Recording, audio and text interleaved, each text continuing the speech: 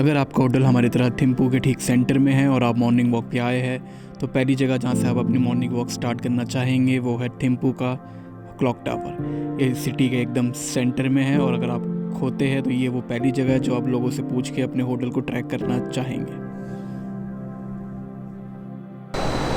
Good morning everyone. So this is my first morning in Thimphu and मैं सुबह अपनी morning walk पे आया हूँ अकेला। बहुत ही अच्छी जगह है, हिमाचल वाली फीलिंग है। ठंड बहुत है तो हाथ काफ़ी सुन्न हो रहे हैं एंड आई विश ऊपर से अभी मैंने अपनी कैब ले ली होती, बट जगह बहुत अच्छी है। थोड़ी हिमाचल जैसी लगेगा आपको, लेकिन भूटान की सिटी है तो अपना भूटान वाली फ़ील आ रही है इधर, जो उनके स्ट्रक्चर है, जो उनकी बिल्डिंग्स हैं ऑल एंड ऑल। बाकी सिटी काफ़ी बड़ी सिटी है, ये कोई छोटी सी सिटी नहीं है, काफ़ी बड़ी सिटी है। I show you around.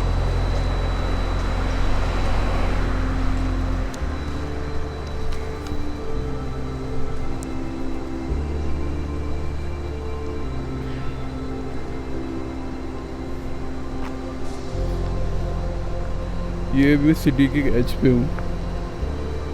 This is a very big city.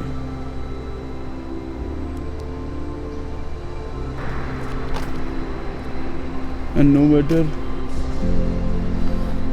what you do, always cross through zebra crossing only. Wherever you are, because यहाँ पर ये बड़ी अच्छे से फॉलो होती है। They will stop their car, चाहे कोई ट्रैफिक पुलिस हो या ना हो, but 90% of this in this place people will stop their car. Thimphu Bhutan की सबसे बड़ी सिटी तो है ही एंड कैपिटल भी भूटान की थिम्पू ही है एंड भूटान के राजा भी थिम्पू से ही ऑपरेट करते हैं, वो यहीं पर ही रहते हैं। एंड इतनी बड़ी सिटी होने के बाद भी भूटनीज आर्किटेक्ट यहाँ पर बिल्डिंग्स में काफ़ी प्रोमिनेंटली यूज़ हुआ है। वैसे तो सुबह के टाइम आपको सब कुछ पीसफुल और खाली ही मिलेगा, लेकिन एक जगह जहाँ पर आप मॉर्निंग पे जाना चाहेंगे जो सिटी सेंटर से काफ़ी पास वॉकिंग में है वो है मेमोरियल चोटन। ये भूटान का सबसे विजिबल रिलीजियस प्लेस में से एक है, जो एक स्तूपा है। इसके अंदर किसी भी तरह की वीडियोग्राफी एंड फोटोग्राफी अलाउड नहीं है, तो मैंने आफ्टर परमिशन इसके बाहर से ही इसकी वीडियो बनाई एंड ये बहुत ही ज़्यादा पीसफुल जगह में से एक है। एंड सबसे बढ़िया चीज़ ये है, अगर आप सुबह के टाइम यहाँ पर प्रेयर होते हो सुनेंगे इनकी, तो उसकी जो वॉइस है वो बहुत ही ज़्यादा पीसफुल है।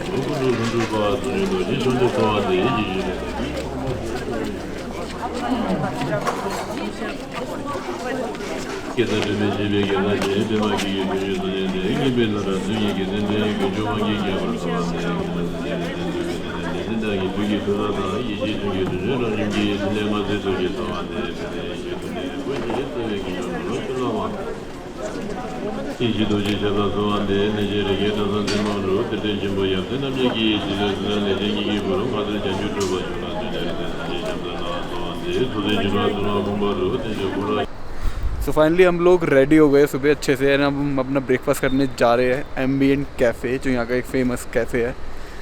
क्लॉक टावर के ठीक साथ में ही है शायद, या आसपास ही होगी, 400 मीटर हमारे होटल से दूर वॉकिंग में शो कर रहा है। सो चलिए ब्रेकफास्ट करते हैं और डे स्टार्ट करते हैं अपना।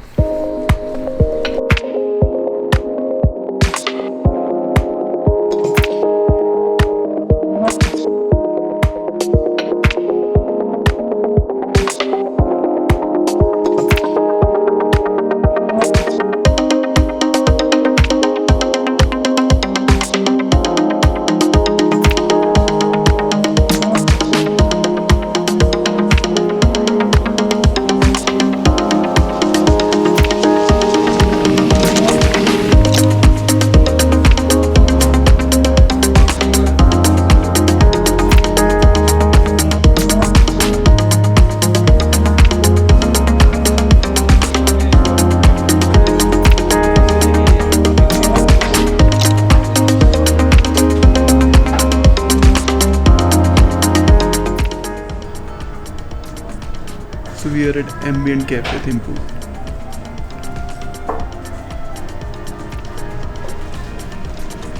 अच्छी जगह है। सोने के टाइम तो quite empty, but it's good place.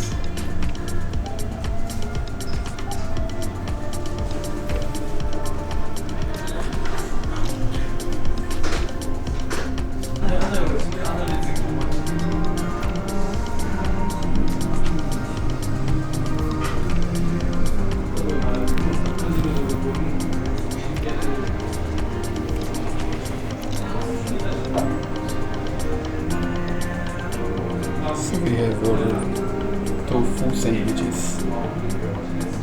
and pita hummus.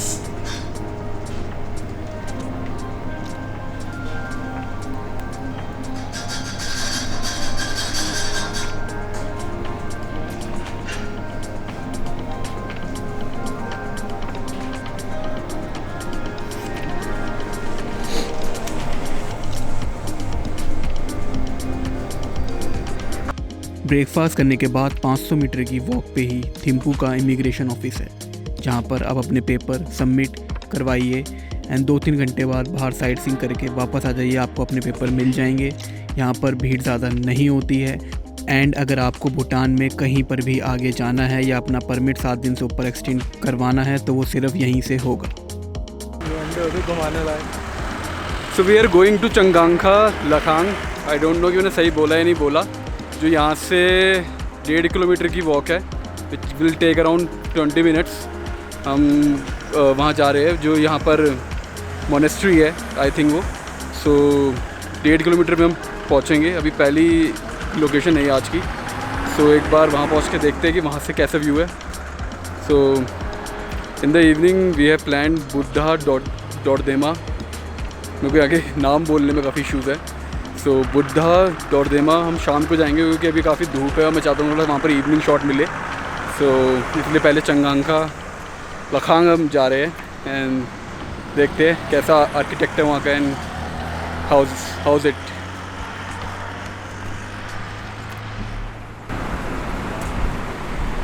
तो अगर आप इमिग्रेशन ऑफिस से निकले हैं तो थोड़ा सा स्ट्रेट जाइए एंड देन लेफ़्ट टर्न। एक तरह से आप जब लेफ़्ट टर्न लेंगे तो आप रोड के एकदम यू टर्न मान लेंगे, क्योंकि उस साइड को है इमिग्रेशन ऑफिस। हम इधर से लेफ़्ट लेके यू मारते हुए हम इस रोड पे जा रहे हैं। तो 1.5 किलोमीटर की वॉक है। अगर आपके पास कार बाइक है तो आप लेके आ सकते हैं। हमने कार अपने होटल में बात रखी है कि 2 दिन से हम बस 3 दिन 4 दिन से ड्राइव कर रहे हैं। सो आज हमने सोचा थोड़ा चल के चेक कर लेते हैं कैसी जगह है। सो आई बिलीव अच्छी होनी चाहिए। थोड़ा सा सनी आज ज़्यादा है। सुबह ठंड थी, अभी जैकेट पहनी हुई है हमने, लेकिन अभी ठंड नहीं है, ज़्यादा ठंड अभी है नहीं। एंड क्योंकि हम वॉक भी कर रहे हैं, सो क्योंकि हम वॉक भी कर रहे हैं तो उसका भी फ़र्क है। बट ठीक है, वेदर प्लीजेंट। अच्छा, एक चीज़ और इस एरिया के बारे में कि धूप है, कारें चल रही है, लेकिन यहाँ पर धूल नहीं है। मतलब यू कैन फील इट कि यहाँ पर कोई धूल मिट्टी है नहीं। और जो कारें हैं वो भी काफ़ी ऐसा कोई हैवी वो नहीं है ट्रैफिक, जबकि आज ट्यूसडे है।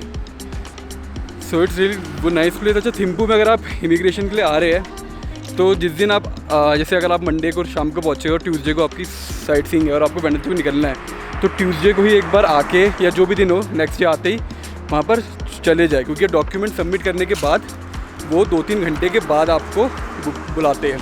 तो मीनवाइल आप घूम सकते हैं। तो अगर आप लास्ट दिन के लिए निकलते टाइम के लिए रखेंगे तो आप डॉक्यूमेंट सबमिट करने के बाद आपको वहाँ पर वेट करना पड़ेगा। तो हमने पहले ये सोचा था कि हम लास्ट डे में करेंगे, यानी कल निकलते टाइम, लेकिन फिर हम आज ही चले गए, जो हमने अच्छा किया, क्योंकि अभी उन्होंने हमें अराउंड 2:30 बजे वापस बुलाया है। सो देखते हैं, हमें परमिट शायद मिल ही जाएगा। तो 2:30 बजे हम फुनाखा का बोलेंगे परमिट, देन हम RST ऑफिस जाएंगे, कार का परमिट एक्सटेंड होगा या कुछ होगा, एंड देन वहाँ से हम जाएंगे फुनाखा कल। So let's see.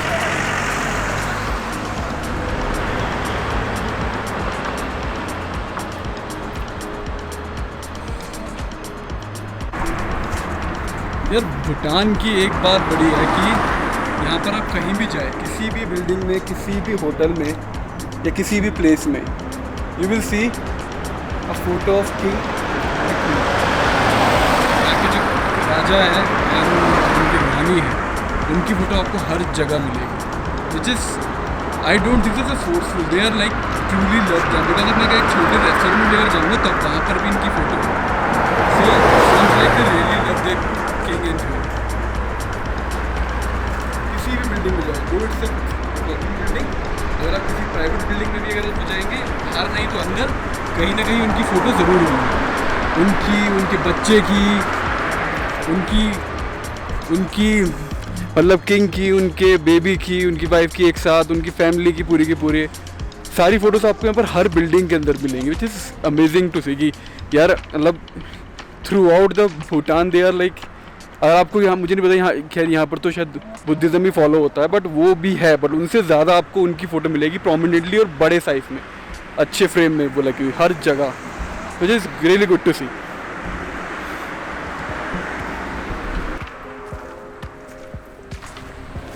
भूटान में वॉक करना हिमाचल जितना मुश्किल नहीं है, क्योंकि बेशक ये माउंटेन पे बना हुआ है, लेकिन यहाँ पर इतना इंक्लाइन नहीं है कि आपकी हालत बुरी हो जाए, तो it is really easy to walk here. थोड़ा बहुत है, अगर आप थोड़े ज़्यादा अनफिट है या फिर जल्दी आपकी सांस हो जाती है, फूल जाती है, तो बेशक आपको ऐसा वो लगेगा, बट अभी तक मैं जितना भी मॉर्निंग से अभी तक जितनी भी मैंने वॉक करी है, आई डोंट थिंक सो कि इतना मुश्किल है अभी, एटलीस्ट थिम्पू के एरिया में, तो it can be easily doable.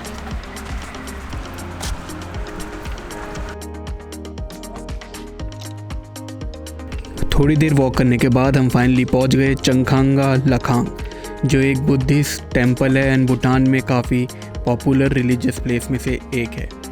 ये एक छोटा सा टेम्पल है एंड ज़्यादा बड़ा नहीं है, यहाँ से आपको सिटी का एक अच्छा ओपन व्यू मिल जाएगा। हमने यहाँ पर थोड़ी देर ही टाइम स्पेंड किया, थोड़े से फ़ोटोज़ खींची एंड अपना ये बेकार सा सिनेमैटिक शॉट लिया, एंड यहाँ से वापस अपने इमिग्रेशन ऑफिस जाके अपने पेपर कलेक्ट किए एंड वापस चले गए हम अपने hotel.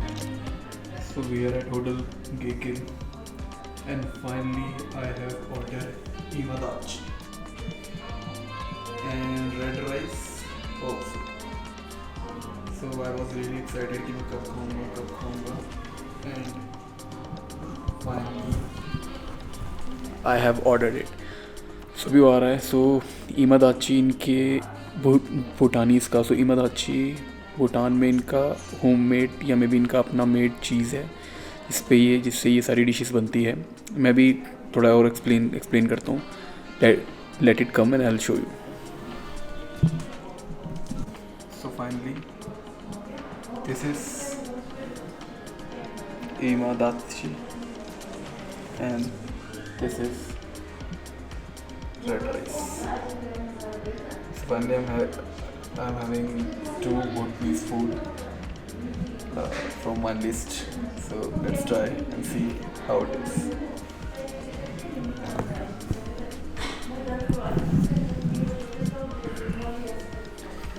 So let's have some red rice, and this is full of cheese. Imadachi.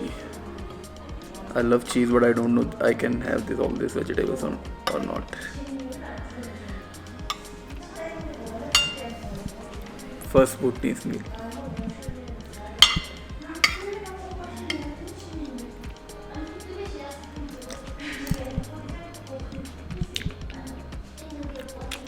It's good and it's cheesy.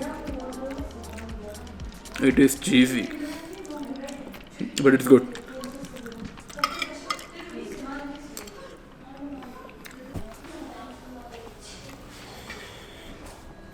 तो ये अच्छा तो है, बट क्योंकि फुल ऑफ चीज़ है तो आई थिंक राइस एंड इमादाची से ही मेरा पेट भर जाएगा, क्योंकि चीज़ इट्स हैवी। तो एक साथ बहुत सारी चीज़ें मत ऑर्डर करना, क्योंकि क्या पता आपकी अगर एपेटाइट ज़्यादा नहीं है तो जल्दी पेट भर जाएगा, क्योंकि cheese is heavy. It is good, लेकिन लाइक मैं आया हूँ तो मैं ट्राई तो करके जाना ही था, and it's very nice. Like अगर आप ज़्यादा नॉनवेज नहीं खाना या कुछ नहीं खाना तो इस मस्त है। तो आपको इमादाची के साथ आपको बहुत सारी दाची मिलेंगी। I'll let you know the names of all those menus. छोड़ो, I'll let you know the name of all the dachis. You can have it here. So you can see कि यहाँ पर ट्रैफिक कितना ज़्यादा मैनेज चलता है कि side में पूरी, अगर आपका स्पेस भी है तब भी कोई कार किसी को ओवरटेक नहीं करेगी, क्योंकि it's a 1 lane only. Side में आपकी पार्किंग के लिए स्पेस है, तो आप उस तरफ नहीं जाएंगे। तो आप देख सकते कितनी स्ट्रेटली, अगर मैं थोड़ा सा साइड लूँ तो ये सब कितने स्ट्रेटली एक के पीछे एक फॉलो कर रहे हैं। No one break rule over.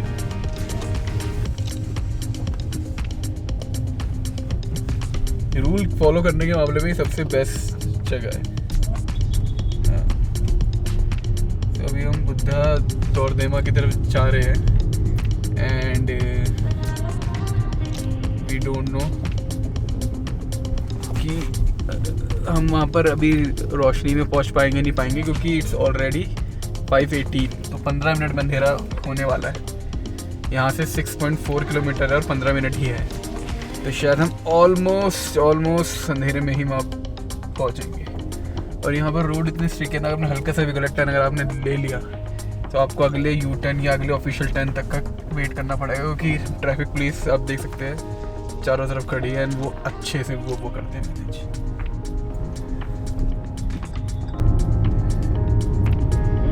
ऐसे गूगल मैप जो भी शो कर रहा है, गूगल मैप हमें शो कर रहा है कि ये 5:30 बजे बंद हो गया है, नहीं 5 बजे ये बंद हो गया है। बट हमने होटल वालों से पूछा तो उन्होंने कहा ये खुलता है।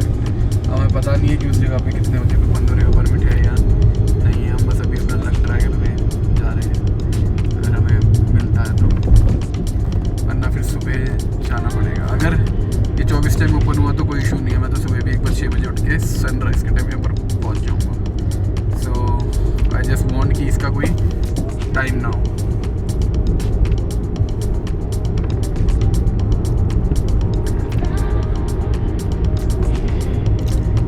थोड़ी सी मैं भी 40 पे हूँ, 50 पे हूँ। लोगों ने कहा 50 की यहाँ पर स्पीड लिमिट है, पर यहाँ की जो भूटान नंबर की जो कारें हैं वो 50 से ऑब्वियसली ऊपर है, क्योंकि वो मुझे ओवरटेक कर रहे हैं सारे। सो बट मैं ये रिस्क नहीं लूँगा, क्योंकि of course they are locals and we are not, we are just a tourist long वे।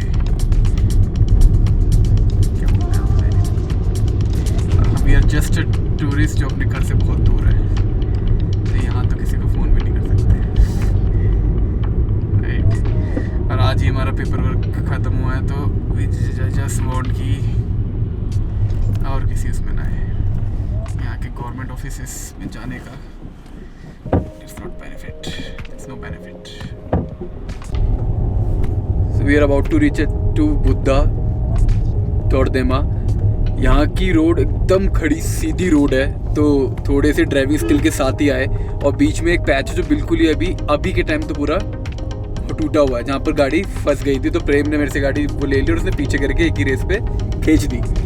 तो बट यहाँ की रोड पूरी की पूरी, अगर आपने इंडिया में जीबी जैसे किसी एरिया में रोड गाड़ी चलाई है जो बिल्कुल ही छोटा एरिया है एंड जहाँ पर कम सड़क में कम एरिया में ज़्यादा खड़ी चढ़ाई है, तो आपको सेम वो मिलेगी ड्राइव यहाँ पर। और अभी तक भूटान में तो यही एक एरिया जहाँ पर गाड़ी को मुझे फर्स्ट गियर पे खींचना पड़ा है, इसमें गाड़ी के इंजन से आवाज़ आई है। अदरवाइज सारी इसके अलावा सारी ड्राइव आसान थी। और ये ठीक सामने हमारे बुद्धा तोरदेमा, ठीक सामने है बुद्धा तोरदेमा। देखते हैं ऊपर पहुँच के हम उसके आसपास जाना भी लाउड है या नहीं। अभी गूगल मैप कह रहा है कि 5:30 बजे ये बंद हो जाता है, 5 बजे। तो आई डोंट नो कि बंद होता है नहीं होता। So finally we are at Buddha Dordenma. Almost अंधेरा हो गया है एंड हम अंधेरे में ही आए, लेकिन एक नाइट व्यू ही एटलीस्ट हमें मिल जाएगा।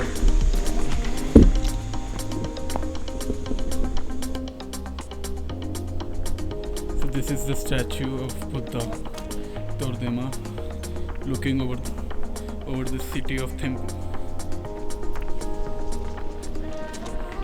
As you can see इस टाइम यहाँ पर कोई भी नहीं है, ऑलमोस्ट एम्प्टी है ये प्लेस। तो इसके गेट शाम के टाइम बंद सो जाते हैं 5 बजे। 5:30 अभी 5:30 आए थे तो मस्जिद गेट ऑलमोस्ट बंद था, बट उन्होंने बोला आप साइड से अंदर आ सकते। तो हमने अपनी गाड़ी बाहर पार्क करी है और हम साइड से आते हैं आगे अंदर। बुद्धा दौड़देमा के लिए मैं एक चीज़ ये रिकमेंड करूँगा कि आप कोशिश कीजिएगा कि 4 बजे तक आ जाए एंड डे लाइट में इसे एंजॉय कर पाए। एंड इसकी स्टैचू के नीचे एंट्रेंस है जहाँ बुद्धा की छोटी छोटी बहुत सारी मूर्तियाँ रखी हुई है, जो बहुत ही ज़्यादा अमेजिंग व्यू है अंदर। तो मैं बोलूँगा अंदर ज़रूर विज़िट करके आइए। And at the same time जैसे ही 5 साढ़े 5 बजेंगे और अंधेरा होगा, आप इसके नाइट का व्यू भी ले सकते हैं, तो आपको दोनों व्यू एक साथ 2 घंटे के अंदर मिल जाएंगे। नेक्स्ट व्लॉग में मैं इसको मॉर्निंग में भी दिखाऊंगा, तो subscribe and hit the bell icon and wait for the next vlog.